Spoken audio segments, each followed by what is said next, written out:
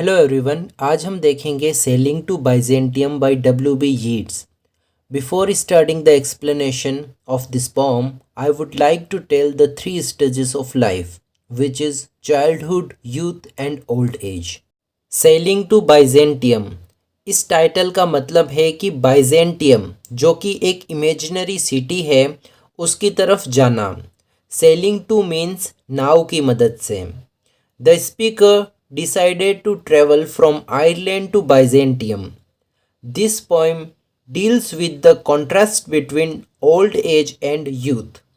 According to poet, youth pleasure and enjoyment of world को पाने में बिजी है, वहीं ओल्ड एज के लोग जो सोल को बेटर करने के लिए जो विजडम चाहिए उसको गेन करने में लगे हैं. That's no country for old men, the young in one another's arms, birds in the trees, those dying generation at their song, the salmon falls, the mackerel crowded seas.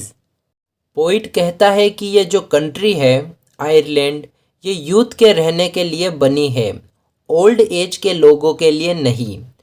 Ireland के जो young couple हैं वे एक दूसरे के arm में arm डाले हुए हैं और जो बर्ड्स हैं वे ट्रीज पर बैठी हैं. आयरलैंड में youth physical and sensual life जी रहे हैं और जो पोइट है वे इंटेलेक्चुअल लाइफ चाहता है, इसके लिए वे बाइजेंटियम को चूज़ करता है. इस लाइन का मतलब है कि आयरलैंड के कपल एक दूसरे की आर्म में व्रैप्ड हो रखे हैं and they are making love, और बर्ड्स पेड़ पर बैठकर सिंगिंग कर रही है.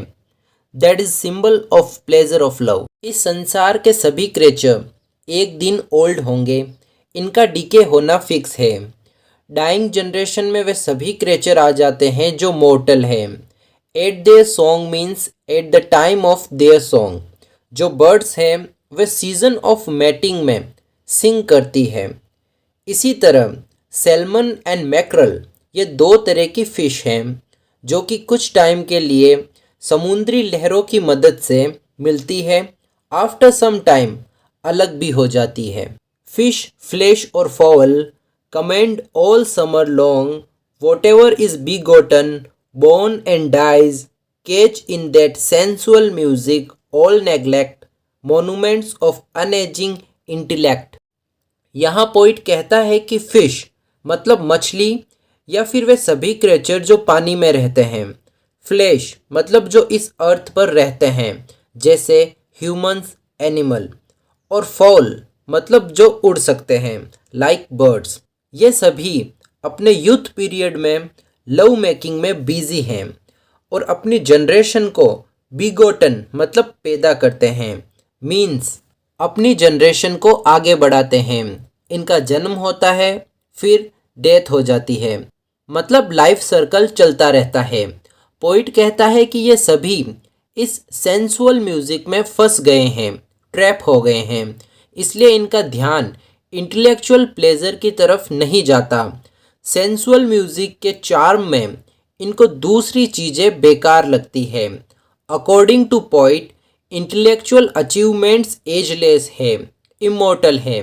इसी तरह किसी मोनूमेंट्स मतलब कोई बिल्डिंग, उसकी ब्यूटी भी एंडलेस होती है. An aged man is but a paltry thing, a tattered coat upon a stick, unless soul clap its hand and sing and louder sing for every tatter in its mortal dress. इस stanza में poet ने बताया है कि जो soul होती है, जो आत्मा है, वे कभी ओल्ड नहीं होती. कुछ लोग मानते हैं कि ओल्ड मैन पेल्ट्री होते हैं, पेल्ट्री मतलब यूजलेस. उसी तरह एक टेटर्ड कोट मतलब फटा हुआ कोट एक यूजलेस स्टिक मतलब छड़ी पर टंगा हुआ है. अब ना तो स्टिक किसी काम की, ना वे कोट. इसी तरह ओल्ड मैन भी किसी काम के नहीं हैं.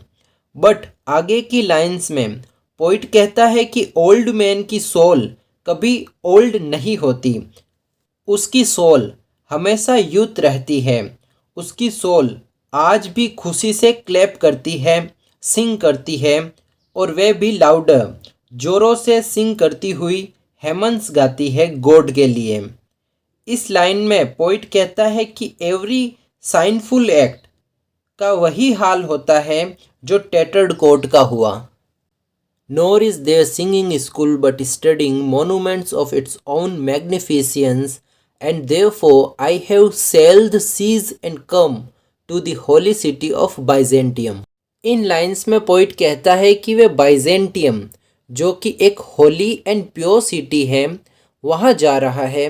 बाइजेंटियम में आकर पोइट इंटेलेक्चुअल ब्यूटी को आइडेंटिफाई करना और अच्छे से सीखेगा। किसी मोनूमेंट्स की ब्यूटी, उसकी मैग्निफिसेंस, उसकी ग्लोरी को, उसकी इंटरनल ब्यूटी को स्टडी करेगा, जो कि अक्सर यूथ जनरेशन के लोग स्किप कर देते हैं। ओल्ड मैन के लिए म्यूजिक ऑफ सोल मोनूमेंट्स की स्टडी करना है। O sages standing in God's holy fire as in the gold mosaic of a wall, come from the holy fire perne in a gyre and be the singing master of my soul. अब poet Byzantium के saints को address करके बोल रहा है, O sages, O संतो, standing in God's holy fire, आप सभी इस होली फायर, इस पवित्र अग्नि के अराउंड खड़े होकर अपने सोल को प्योर कर रहे हैं, ताकि अगर थोड़ी सी भी आप में सेंसुअलिटी होगी तो वह एंड हो जाएगी। कहने का मतलब ये है कि पोइट उनकी पेनेंस, उनकी तपस्या को बताता है। Mosaic means artistic pattern. Gold mosaic of a wall इस तरह की होती है, जो रेवेना इटली में है। इसमें वेरियस कलर के प्रीसियस स्टोन टुगेदर कर रखे हैं, एक पर्न की तरह, एक बाज की तरह। पर्न इन ए जाया मतलब पर्न की जो फ्लाई की स्पीड एंड टाइप है, वैसे ही पोइट सेंट्स को अपने पास बुलाता है और कहता है कि उसे उसकी सोल का सिंगिंग मास्टर बना दो। मतलब पोइट सेंट से एक तरह से रिक्वेस्ट कर रहा है कि एज सून एज पॉसिबल उसको भी अपनी तरह इंटेलेक्चुअल थिंग्स सिखा दो। Consume my heart away sick with desire and fasten to a dying animal, it knows not what it is and gather me into the artifice of eternity। Old man उन sages से कहता है कि उसका hurt, उसकी soul को dying body ने बांध रखा है। मतलब his heart is tied to a dying body. और इस ओल्ड मैन के मन में अभी भी बहुत सारी डिज़ायर्स हैं। पोइट सेजेस से रिक्वेस्ट करता है कि उसके हर्ट से अर्थली डिज़ायर एंड लॉसेस को दूर कर दें और उसके हर्ट को प्योर एंड इमॉर्टल कर दे। पोइट कहता है कि वह डेथ के वर्च पर है, फिर भी सेंसुअल डिज़ायर्स उसका पीछा नहीं छोड़ रही। उसका हर्ट रियलिटी को समझने में अनेबल है। ओनली सेजेस ही उसके हर्ट को पर्ज मतलब शुद्ध कर सकते हैं। After getting his heart purged उसमें इमॉर्टलिटी आ जाएगी, जैसे किसी आर्ट में स्थायित्व आता है।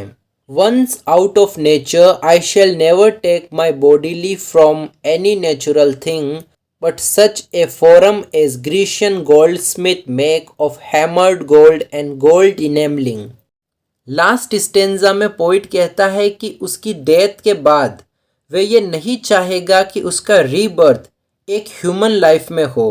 इससे तो बढ़िया वह किसी ग्रीक आर्ट में, जो किसी ग्रीशियन गोल्डस्मिथ द्वारा बनाई गई हो, में शेप लेना चाहेगा।